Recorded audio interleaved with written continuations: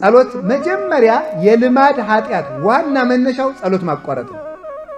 በራስ ምታት የዝሙት ሰይጣን በተለይ የሚመጣበት ራስ መምታት፣ እንቅልፍ ማለት፣ ቅንድብን ማክበድ ከራስ ፀጉር እስከ እግር ጥፍር ያለውን የአካል ክፍል በሙሉ በድንጋይ የተቀጠቀጠ እባብ እስኪመስል ድረስ ድካምን በመልቀቅ ጸሎትን ያስጠላል። ጸሎትን ካስጠላ በኋላ ጸሎቱን ያስቋርጠናል። ካስቋረጠን ረድኤተ እግዚአብሔር እኛ ጋር ስለሌለ የፈለገውን ኃጢአት ለማሰራት ይመቸዋል። ኃጢአተኛ ለመሆን የመቅሰፍት ሁሉ መጀመሪያ ምንድነው ካላችሁኝ፣ ጸሎት ማቋረጥ። የበረከት ማጣት ምንጭ ዋናው ጸሎት ማቋረጥ ነው። የጠብ መጀመሪያ ዋናው ምንድነው? ጸሎት ማቋረጥ ነው። የባለ ትዳሮች ሁከት ከምንድነው የሚመጣው? ጸሎት ከማቋረጥ ነው። አትጸልዩ።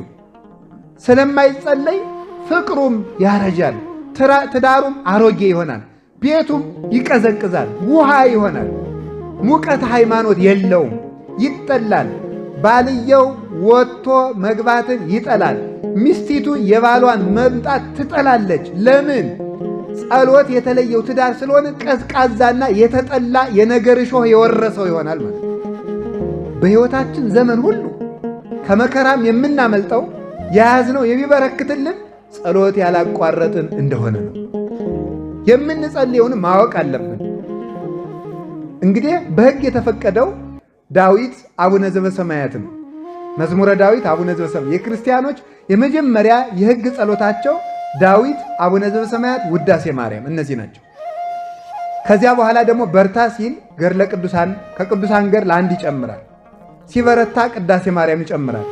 ሲበረታ ወንጌለ ዮሐንስ ይጨምራል። ከዚያ በኋላ ጎልጎታ፣ አርጋኖን እያለ ይጨምራል። አሁን ግን ማን እንደፈጠረው የማይታወቅ የጸሎት ጋጋታ ሞልቷል። አሁን መዝገበ ጸሎት የሚባል አለ። የሆነ ጥርቅም ማለት እንዳይከፋችሁ እሺ። ድሮ ባለ 53ቱ የሚባል ነበር፣ ኋላ ባለ 78ቱ፣ አሁን ደግሞ 90 ምናምን ሆኗል መስሎ 100 ምናምን። ለውዳሴ ከንቱ ምዕመናን በቀይ ቢጫ አረንጓዴ ማህደር ያደረጉትና ሳሳ ያለ ነጠላ አድርገው አዝለውት ጀለል ይላሉ። አንዱንም አያነቡት ማለት ነው። ከዚያ በኋላ መልካ አርሴማ አይቀር፣ መልካ ሚካኤል አይቀር፣ ውዳሴ አምላክ አይቀር፣ ሰይፈ ሚካኤል፣ ሰይፈ ሥላሴ አይቀር፣ ሰይፈ መለኮት አይቀር፣ ግግግግግግግ አንዱንም ከዚያ በኋላ አይጸለይም።